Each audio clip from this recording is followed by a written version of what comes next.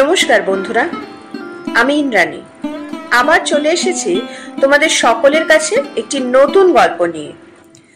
শুরুতেই একটা অনুরোধ করছি সবাইকে, আমার চ্যানেল এক ঝাঁক ইচ্ছেডানা বাই ইন্দ্রাণী যদি তোমাদের ভালো লাগে তাহলে চ্যানেলটা সাবস্ক্রাইব করে আমাকে উৎসাহ দিও।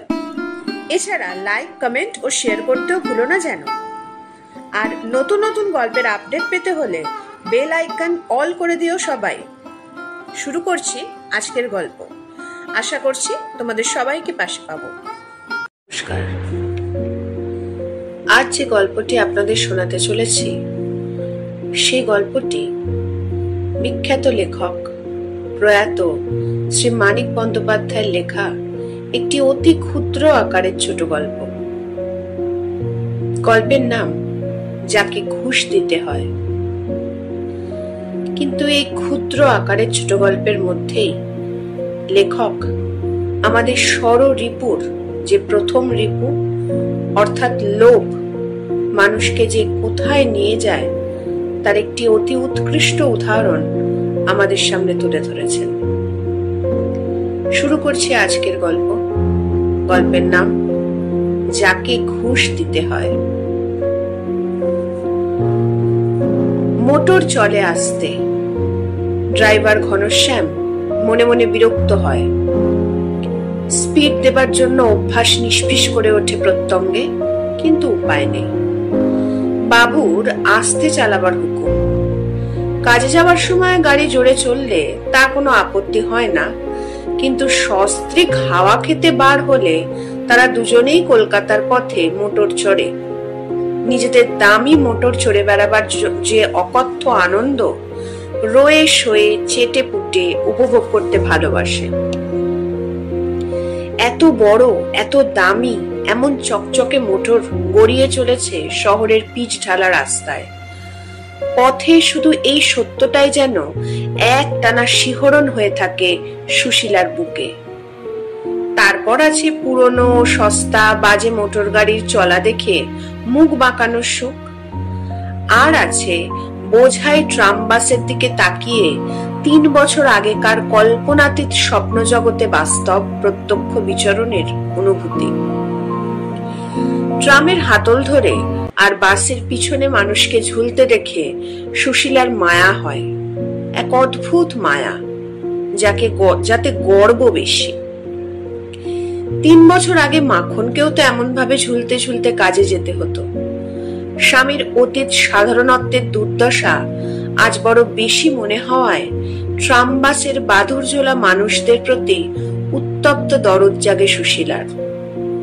মাখন সিগারেট ধরিয়ে এপাশে ধোঁয়া ছেড়ে ওপাশে সুশীলার দিকে আর চোখে চেয়ে প্রায় সবিনয় নিবেদনের সুরে বলে, কে ভেবেছিল আমরা একদিন মোটর হাঁকাবো? সুশীলা বিবেচনা করে জবাব দেয়, সে মধ্যবিত্ত ভালো ঘরের মেয়ে, পরীক্ষায় ভালো পাশ করা গরিবের ছেলের সঙ্গে বিয়ে হলো। ও মা, এত ভালো ছেলের চাকরি কিনা 100 টাকার! কত অবজ্ঞা, অপমান, লাঞ্ছনা, গঞ্জনা স্বামীকে দিয়েছে সুশীলার মনে পড়ে। চালাকও হয়েছে সে আজকাল একটু, ভেবেচিন্তে তাই বলে, আমি জানতাম। মাখনের মনে পড়ে সুশীলার আগের ব্যবহার। একটু খাপ ছাড়া সুরে সে জিজ্ঞাসা করে, জানতে?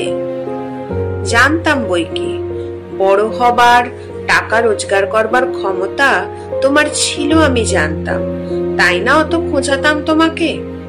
টের পেয়েছিলাম নিজেকে তুমি জানো না, তাই খুঁচিয়ে খুঁচিয়ে তোমায় মরিয়া পড়ে জেদ জাগালাম। সত্যি তোমার জন্য এত টাকা? এই ড্রাইভার, আস্তে চালাও। সুশীলা তখন বলে, কিন্তু যাই বলো, দাস সাহেব না থাকলে তোমার কিছুই হতো না। মাখন হাসে, বলে, হ্যাঁ তা ঠিক, কিন্তু আমি না থাকলেও আর দাস সাহেব ফাঁপতো না। কি ঘুষটাই দিয়েছি শালাকে। কত কন্ট্রাক্ট দিয়েছে তোমাকে? এমনি দিয়েছে, এত ঘুষ কে দিত? গাড়ি চলছে, আস্তে আস্তে গড়িয়ে চলছে।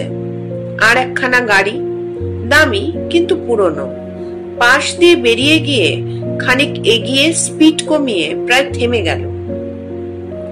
মাখনের গাড়ি কাছে গেলে পাশাপাশি চলতে লাগলো দাস সাহেবের গাড়িটা। কোথায় চলেছেন? একটু ঘুরতে বেরিয়েছি। দাস সাহেবের দৃষ্টি তার মুখে, বুকে, কোমরে চলাফেরা করছে টের পায় সুশীলা। অন্দর থেকে উঁকি দিয়ে বৈঠকখানায় দাস সাহেবকে সে অনেকবার দেখেছে। লজ্জায় তার সর্বাঙ্গ কুঁচকে যায়। এই মহাপুরুষটি তার স্বামীর ট্রামে ঝোলার অবস্থা থেকে এই দামি মোটরে চড়ার অবস্থায় এনেছেন। শ্বশুর, ভাসুর ইত্যাদি গুরুজনের চেয়েও ইনি গুরুজন, ইনি দেবতার সামিল। আপনার স্ত্রী? আগে। দাস সাহেবের প্রশ্নের মানে মাখন বোঝে। তার মতো হঠাৎ লাখপতি কয়েকজনকে সে জানে, যারা মোটর হাঁকায় শুধু বাজারে স্ত্রী লোক নিয়ে, বাড়ির স্ত্রী বাড়িতেই থাকে। সুশীলা ভাবে, তাতে আশ্চর্য কি? যেরকমই বুড়িয়ে গেছেন অল্প দিনে, ওর কাছে আমাকে নেহাত কচি দেখায়। দুটি গাড়ি ততক্ষণে থেমেছে। পিছনে অন্য গাড়ির হর্ন শুরু করেছে অভদ্র আওয়াজ। দাস সাহেব নেমে এ গাড়িতে এসে ওঠে। ড্রাইভারকে বলে দেওয়া হয় এ গাড়ির পিছনে আসতে। দাস সাহেব ভেতরে ঢোকা মাত্র মাখন আর সুশীলা টের পায় এই বিকেল বেলায় সে মদ খেয়েছে। আপনার স্ত্রীর সঙ্গে তো পরিচয় করিয়ে দেননি। এই যে দিচ্ছে, শুনছো, ইনি আমাদের মিস্টার দাস। পরনের বেনারসির রঙের মতো সুশীলা সলজ্জ ভঙ্গিতে একটু হাসে, নববধূর মতো। বউয়ের মতোই যে তাকে দেখাচ্ছে, সুশীলার তাতে সন্দেহ ছিল না। দাস সাহেব আলাপিল, অল্প সময় আলাপ জমিয়ে ফেলে। যে চাপা ক্ষোভ শুরু হয়েছিল মাখনের মনে, অল্পে অল্পে তলে তলে তা বাড়তে থাকে।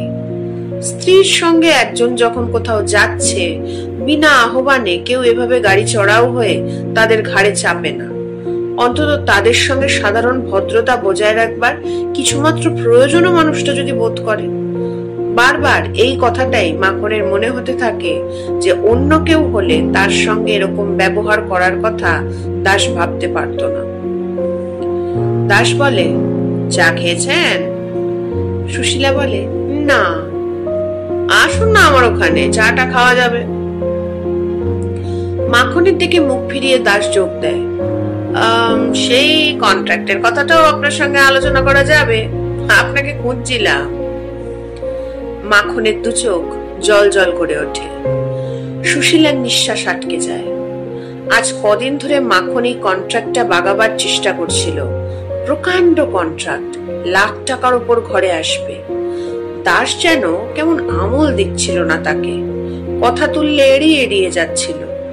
ঈশ্বরী প্রসাদকে ঘন ঘন আসা যাওয়া করতে দেখে আর তার সঙ্গে দাসের তহরম মহরম দেখে ব্যাপার অনেকটা অনুমান করে নিয়ে আশা একরকম মাখন ছেড়ে দিয়েছিল। দাস আজ ও বিষয়ে তার সঙ্গে কথা কইতে চায়, এই দরকারে দাস খুঁজছিল তাকে।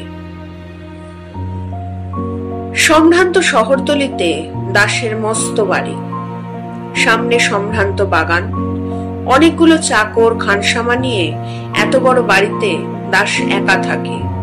বিয়ে করেনি, বউ নেই। আত্মীয় স্বজনকে সে সাহায্য করে, কিন্তু কাছে রাখে না। শখ হলে মাঝে মাঝে তাদের সঙ্গ উপভোগ করে আসে 2-4 দিনের জন্য, ছুটি ভোগ করার মতো। যেই আসুক সাহেব বাড়ি নেই বলে দরজা থেকে বিদায় করে দেবার হুকুম জারি করে দাস তাদের ভেতরে নিয়ে বসায়। ঘরের সাজসজ্জার আসবাবপত্র তাকিয়ে তাকিয়ে দেখে সুশীলা। নিজেদের বাড়িতে এখানকার কোনো বিশেষত্ব আমদানি করবে কিনা মনে মনে তা স্থির করে। তারপর আসে চা। এ কথা ও কথা হতে হতে আসে কন্ট্রাক্টের কথা। সুশীলার সামনেই আলোচনা চলতে থাকে। গভীর আগ্রহের সঙ্গে সে সব কথা শুনবার ও বুঝবার চেষ্টা করে। উত্তেজনায় তার বুকের মধ্যে টিপ টিপ করে। মাখনের সঙ্গে আলোচনা আরম্ভ হওয়ার পর সুশীলার দিকে দাসের বিশেষ মনোযোগ দেখা যায় না। কথাতেই তাকে মশগুল মনে হয়। বাইরে সন্ধ্যা ঘনিয়ে আসে, ঘরে আলো জ্বলে স্নিগ্ধ। তারপর দাস বলে, হার্ডওয়্যারের সঙ্গে কথা বলা দরকার, বসুন, ফোন করে আসছে। ঘর থেকে বেরিয়ে যাওয়ার আগে সুশীলার দিকে চেয়ে হেসে বলে, খালি কাজের কথা বলছি, রাগ করবেন না যেন। সুশীলা তাড়াতাড়ি বলে, না না। দাস চলে গেলে চাপা গলায় সুশীলা বলে, সোয়া লক্ষের মতো হবে, বেশিও হতে পারে। ফেরবার পথে কালীঘাটে পুজো দিয়ে যাব। গলা বুঝে আসে সুশীলার। খানিক পরে ফিরে আসে দাস। মাখন বাবু, আগে হার্ডওয়্যারের সঙ্গে কথা বললাম, আপনাকে গিয়ে একবার কথা বলতে হবে। কাগজপত্রগুলো নিয়ে আপনি এখনই চলে যান, দুটো সই করিয়ে নিয়ে আসবেন। দাস নিশ্চিন্ত ভাবে বসে। আমরা ততক্ষণ গল্প করি, আপনাদের না খাইয়ে ছাড়ছি না। দাস একটা সিগারেট ধরায়। সুশীলাকে বলে, উনি ঘুরে আসুন, আমরা ততক্ষণ আলাপ জমাই। আর এক কাপ চা খাবেন? সুশীলা আর মাখন মুখ চাওয়াচাই করে। পাখা ঘোরবার আওয়াজে ঘরে স্তব্ধতা গম গম করতে থাকে। মাখন সুশীলা দুজনেরই মনে হয় আওয়াজটা হচ্ছে তাদের মাথার মধ্যে, অকথ্য বিশৃঙ্খল উদ্ভট আওয়াজ। তারপর মাখন বলে, তুমি চাটা খাও, আমি চট করে ঘুরে আসছি। সুশীলা ঢোক গিলে বলে, দেরি করো না। না, যাবো আর আসবো। গাড়ি রাস্তায় পড়তে মাখন ড্রাইভারকে বলে, জোরসে চালাও, জোরসে। ব্যাস, আজ এ পর্যন্তই। মানুষের লোভ কোথায় গিয়ে থামবে তার কোনো ঠিক থাকে না। সেই জন্য প্রতিটা মানুষের মধ্যে আত্মসন্তুষ্টির অত্যন্ত দরকার। মানুষের প্রয়োজন যত সীমিত হবে, মানুষ তত বেশি শান্তিতে এবং সুখে থাকতে পারবে। গল্পটি ভালো লাগলে লাইক করবেন এবং কমেন্ট করে আমাকে জানাবেন। গল্পের লিংক শেয়ার করে অন্যকে শুনতে সাহায্য করবেন। এবং যদি আমার কাজ ভালো লাগে তাহলে প্লিজ আমার চ্যানেলটা সাবস্ক্রাইব করে আমাকে উৎসাহ দেবেন। আজ এই পর্যন্তই। খুব তাড়াতাড়ি নতুন গল্পের সাথে আবার হাজির হব। টাটা।